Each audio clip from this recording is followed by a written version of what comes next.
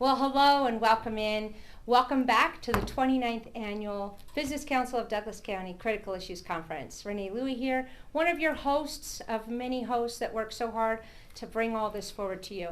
Today we are visiting two very important people in our community, and they are definitely VIPs, and if we were here in person, they'd be sitting right in the room with us. They were kind enough to join us so that we could share with you updates, important updates on what's going on. We have Sheriff Dan Coverley and Undersheriff Elges. Welcome in. Thank you. Thank you. Thank you for having me. So I'm here at the Douglas County Sheriff's Office in beautiful Minden, and we're just hours away from the conference kickoff. And Dan, you took office about 3 years ago, give or take, and you had a vision for where you wanted to take this agency. You had a vision for where Ron wanted to take the agency, the changes you wanted to make, and you kicked off after that election, and everybody was excited and invigorated, and that year was probably not the year you thought it was going to be. Tell us about that. Super excited to win the election and get sworn in and stuff, and then we had the two homicides back to back, and the scariest thing about that was for a short period of time, we had no idea who was committing these murders, and I wasn't sure how we were going to figure out who it was. But one of the big things that I stress here at the Sheriff's Office is a team atmosphere, a team effort, and that everyone has a role to play. Everyone is important, and they're all a member of the team, and our success depends on how well they do their job.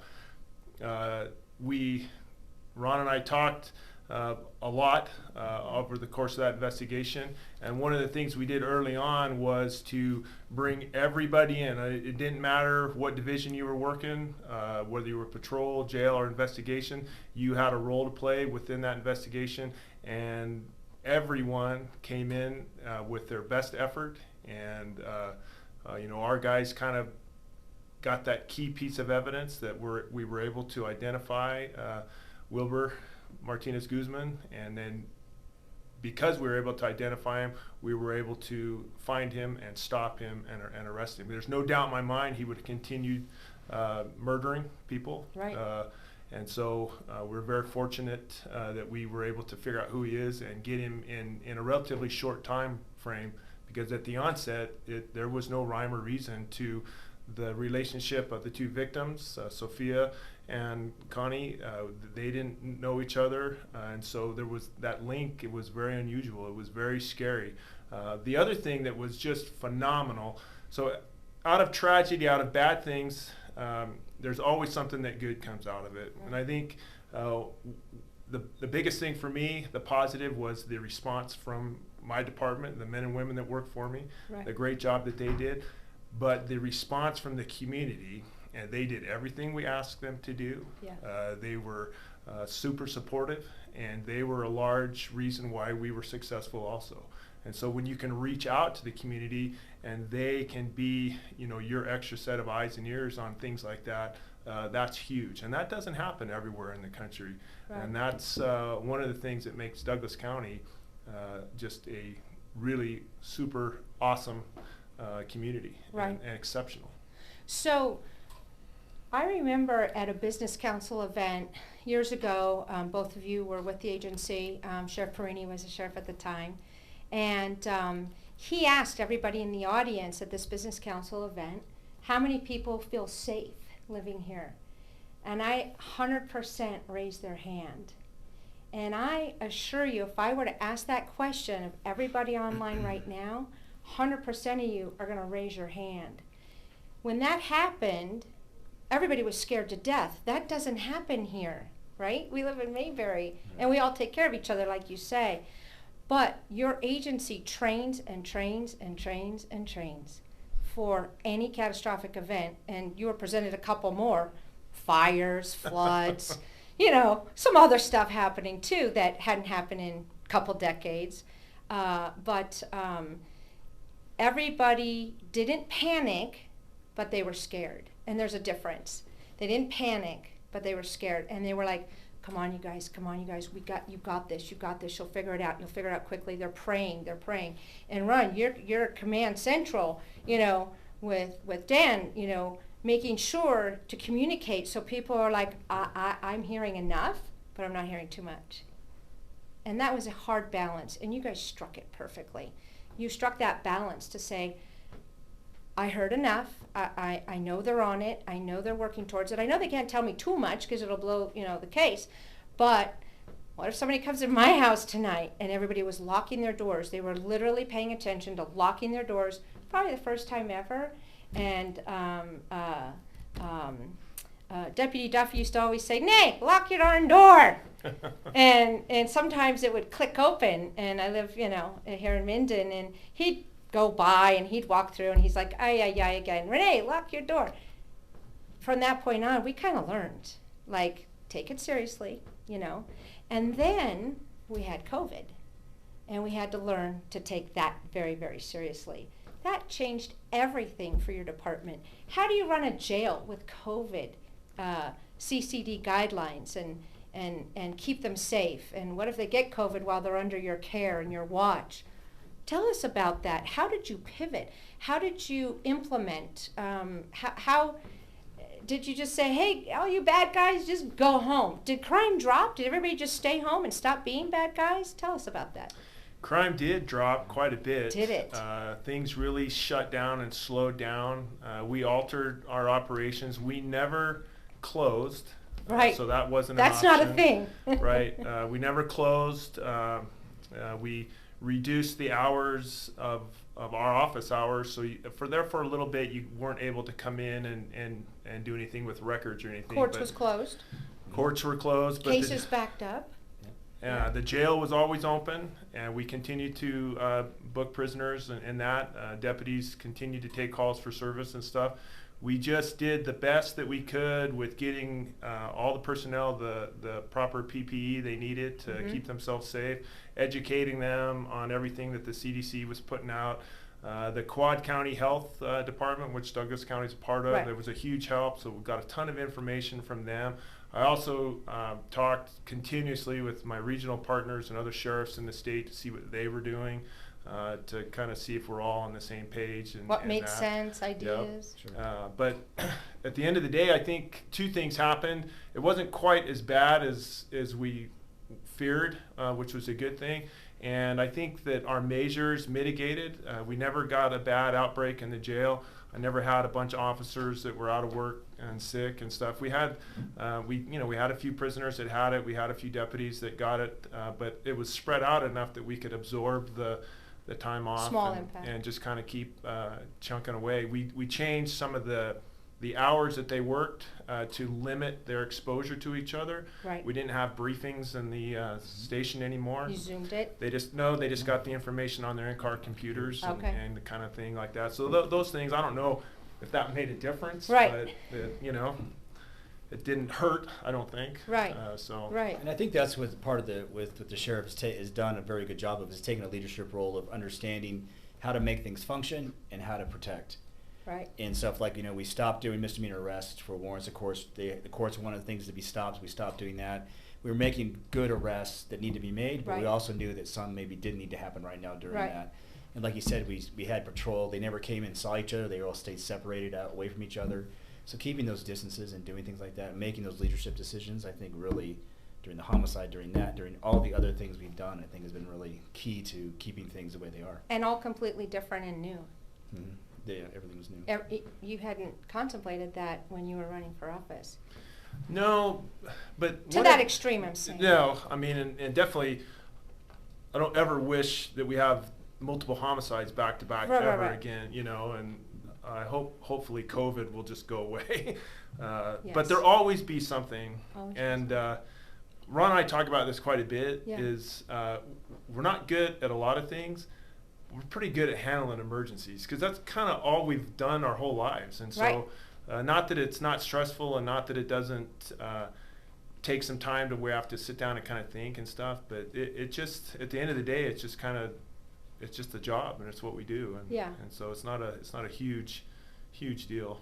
Well, you probably practice rappelling down walls more than you practice social distancing and briefings by remote email. Like your agency trains and trains and trains, but that not so much. Right. So you were like, ooh, need to brush up on that. Oh, we know what to do. We just have to pull out and get the dust off or whatever, or pivot and create something new because we have new information.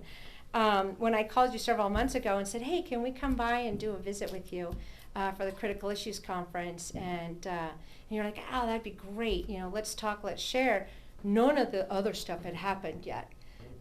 Recently, just in the last, few minutes, you've had the FBI, you've had all kinds of things going on right here in Douglas County.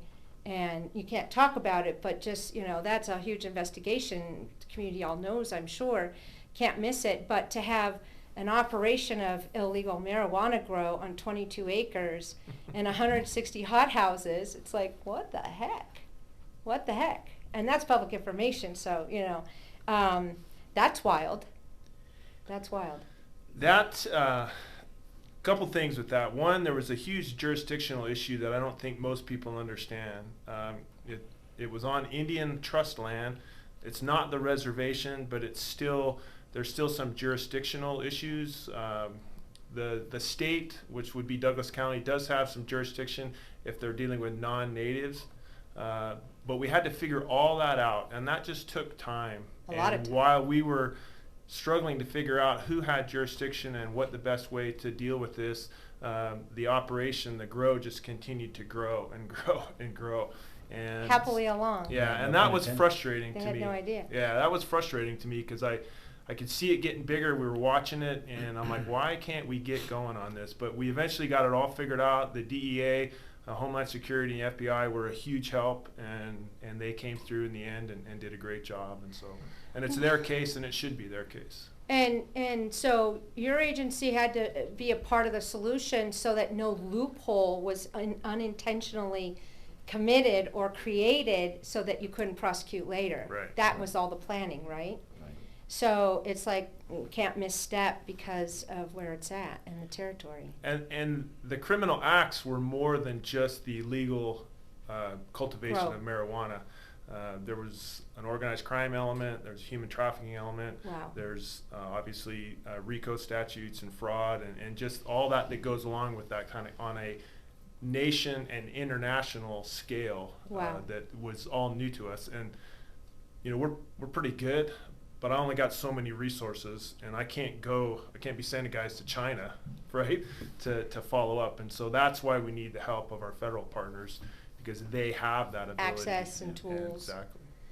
It's kind of interesting. I'm sure it'll be a case study at some point in the future, years from now when it's all done and everybody's put away, so to say. I think sadly they're already moving on to the next one in California that's very similar to ours with the same kind of To problems. bust it up? Yeah, and the same kind of environmental hazards, the wells they're digging and all the fertilizer they're putting into the ground and the groundwater problems, and so this is becoming something national issue, not just Douglas County. Well, and we all saw in the pictures how tall they were.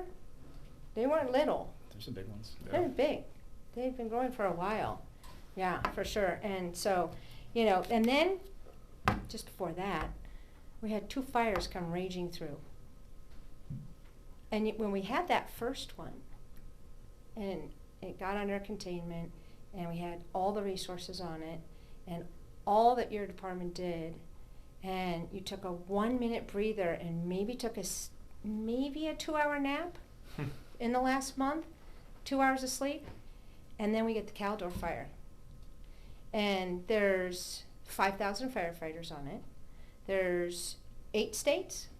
Was it? I think it was 8 states. I heard when I was up there, and the last time,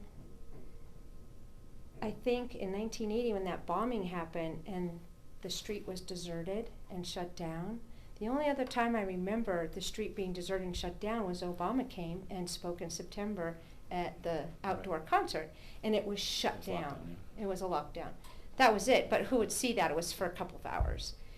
This was for a long time, days and days and days and days, and it's threatening, and it's got 4 heads, and it's coming up Kirkwood side, and it's coming across 89, and it's coming up and threatening on South Shore. evacuate South Shore? That was a press release to evacuate South Shore? And you're like, hang on a minute here, you know. So tell us about that. What role did the agency play? Well, so we'll start with the Tamarack fire. Yeah. So Sheriff Stevens, the Alpine County Sheriff, reached out early on in that and said, hey, we're going to need some help because the fire was headed right towards Markleyville, and they felt they were going to lose the town, that the town was going to burn down. Right.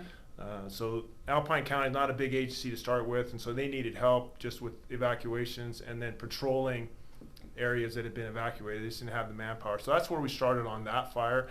And then I'll never forget this. Sheriff Stevens told me, he said, this fire is doing whatever it wants and it's going to get to Nevada. I said, these guys are not stopping it at all. And he was exactly right. And he has some experience with that and being in Alpine County and stuff. And so what he predicted happened, and sure enough, it crossed the state line there by Leviathan Mine and got into our neighborhoods over there at Double Springs and Holbrook Highlands. Yeah. The amazing thing is that we didn't lose all of those homes, only a few of them. Right. And so two things to that was the Double Springs people did a pretty good job with defensible space. So if there's any question about whether or not you should do that, yes. It's not just a poster. No, it isn't. No. It's a real thing. It's a real thing. That saved that neighborhood, and then the homes that were lost in Holbrook had a little bit different issue there. But evacuating that area, we saw it coming. We had a lot of time, a lot of planning. It wasn't town, okay? It's their neighborhoods. They're outside. They're not.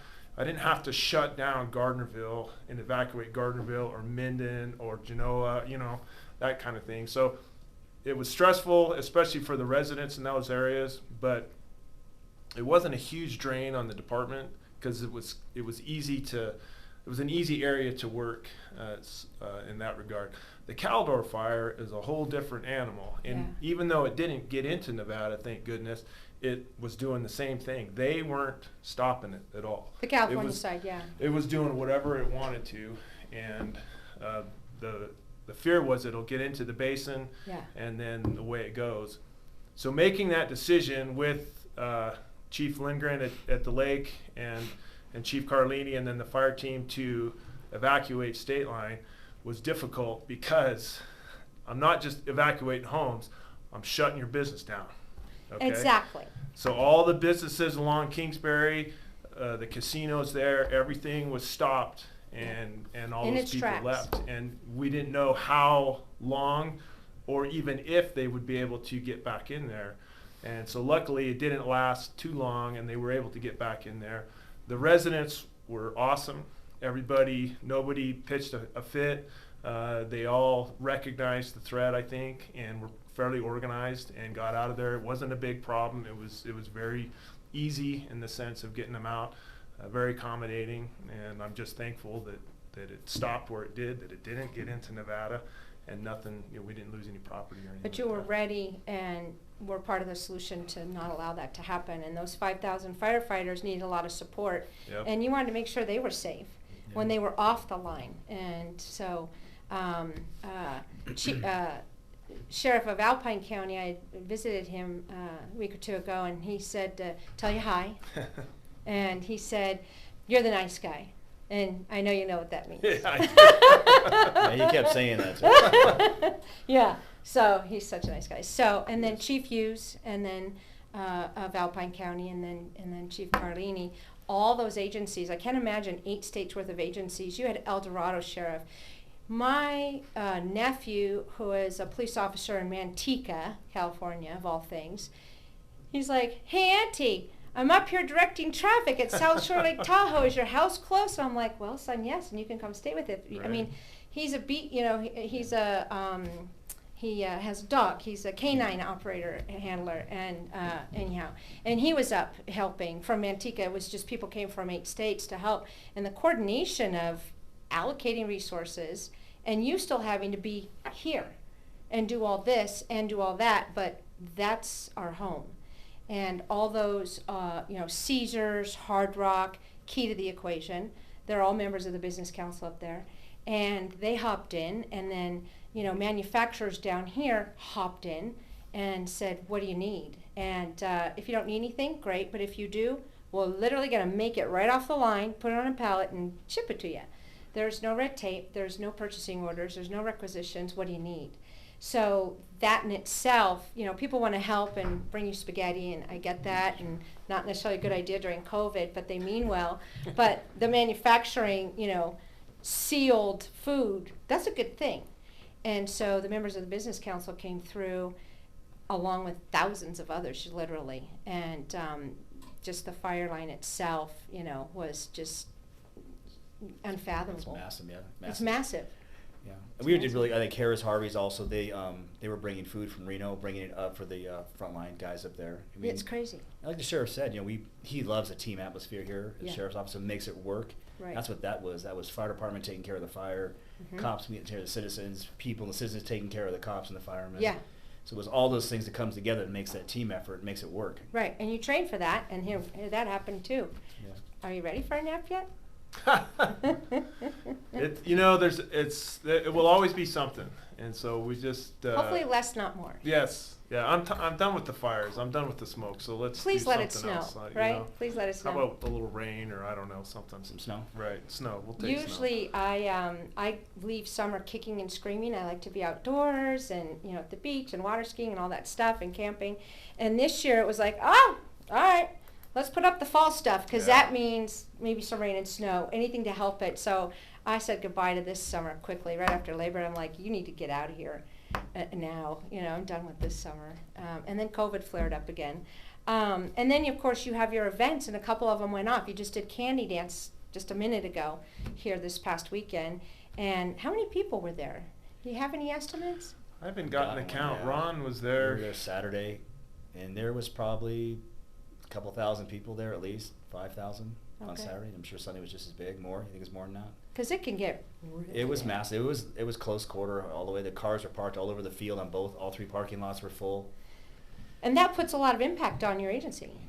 You have traffic control, you have accidents, We're shutting down a town. Yeah. You shut down a town. And we have security concerns. We want to make sure those people are safe. And if there's a fire up top, you need to get through that town to get up there. So you had to plan extra. Yeah, I get it. Yeah. I get it. The fire department. Yeah. Well, and so you provide a lot of assistance to business as well. And, you know, how's that been going in terms of, like you said, during COVID, crime dropped a little bit. You know, people need liquor licenses. You know, they need things to open their businesses or change their businesses. And you guys were cranking that out too, right? And one of the things we did when at the height of COVID is because one of the businesses that was shut down early on was restaurants, bars, those types of things.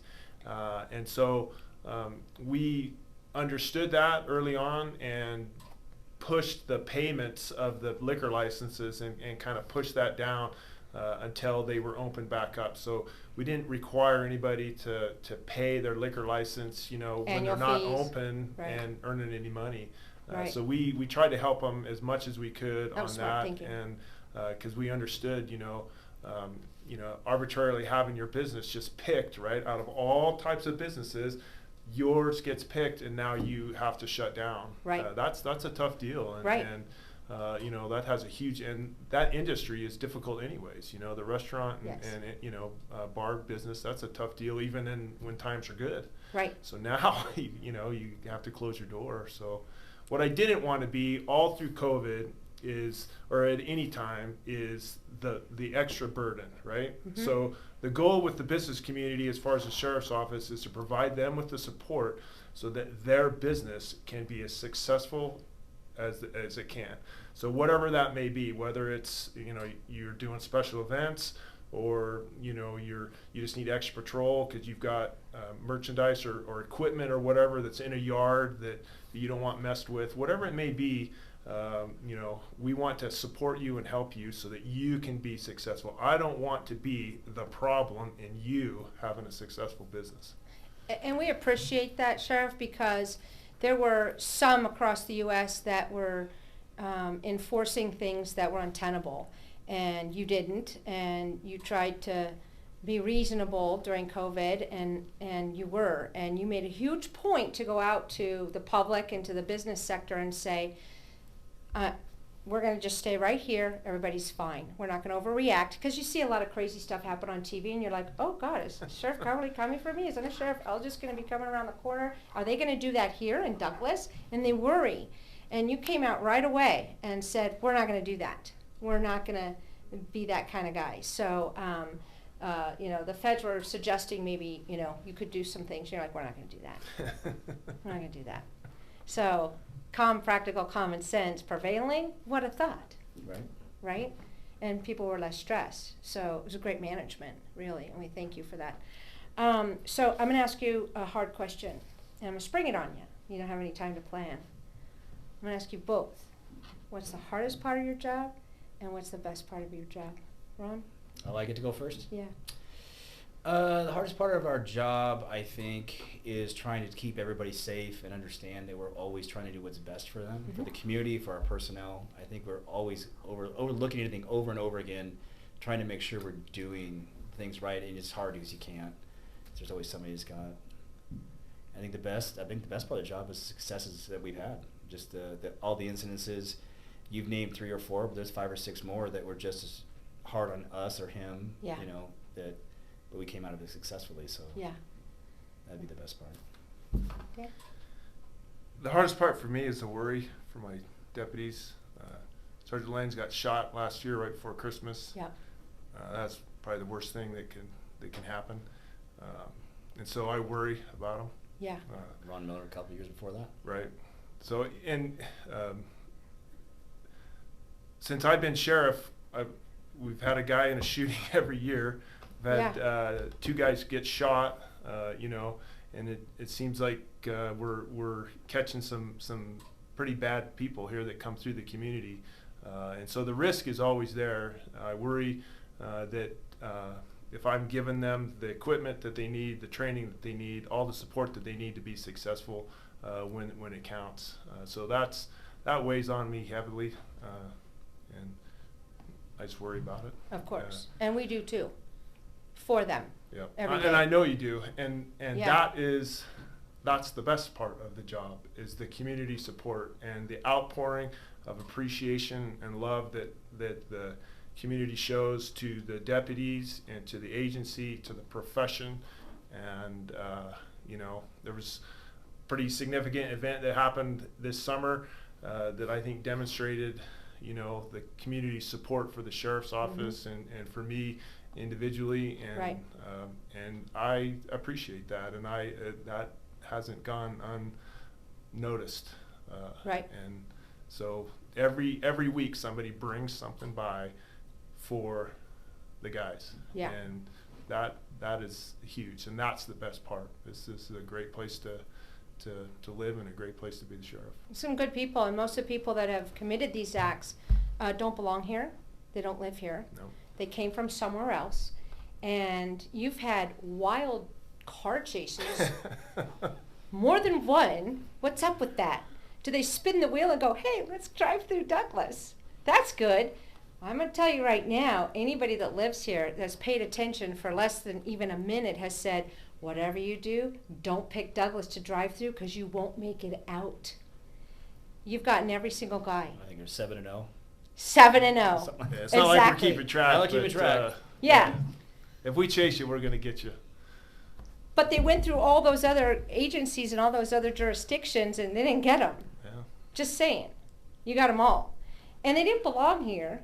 And you put them where they should be, and you stopped them in their tracks. And you did. So I come from a law enforcement family, and my dad and my stepdad were both lieutenants in their respective agencies, and I grew up in in Navy and law enforcement, and I grew up with firearms, and I'm a good old girl. I grew up in that, and you always worry. I hope they come home, and that's every day for every spouse, for every family member, for every kid, all your children and your grandchildren when they come, and they know you go out there and you better come home.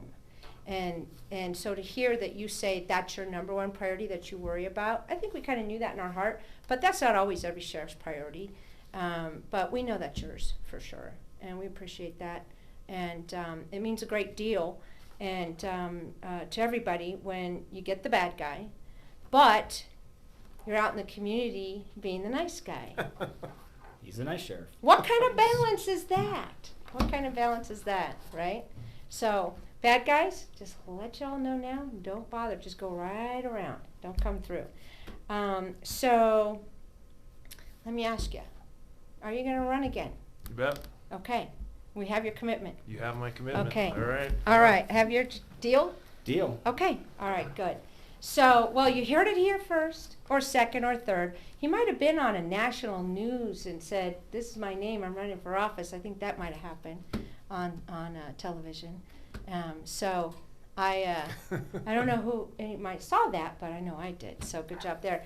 But it's official. You're going to run, and we're glad for that. And we're going to support you in any projects that you have. And you know, they have a lot of great projects, and we'll wrap it up on this, but you have the haunted house and the safe streets, and I bring my little granddaughters 4 and 5 to that, and they're there. I don't care what night you come. If you know whatever's going on in the world, they find time to go out and see the kids and visit, and when they come out the other end in the haunted house and all that good stuff, you guys are there. And you make it safe, and they're happy, and they're not afraid because you guys are there. They do an incredible job out there. They do and an excellent job. Yeah, we've been a sponsor for years, and the Explorers do a great job, and it's so creative, and you just let staff go, and young Mishatarian's in charge now, and I got to talk to him for a little while on all the planning out there, and you know, I coached him in soccer when he was like 4. I'm just saying. And he called me the other day, and I said, "Mrs. Louie," I said, "how's your soccer game?" And he's like, "Right." Yeah. So out on the field, out in the ranchos, and when we played soccer, Nice. we coached them. So it's a small town, but it's a big town in a lot of ways, and we do a lot of big things around here. And you guys are always sticking with us. So I appreciate it. Any last thoughts? Sure. You know, I come to work every day excited, and I love what I do, and a large part of that is the men and women that I get to work with. Yeah. We have the best officers, and I would stack them up against anybody. We are very fortunate. We have the best and the brightest in this area, and they love what they do.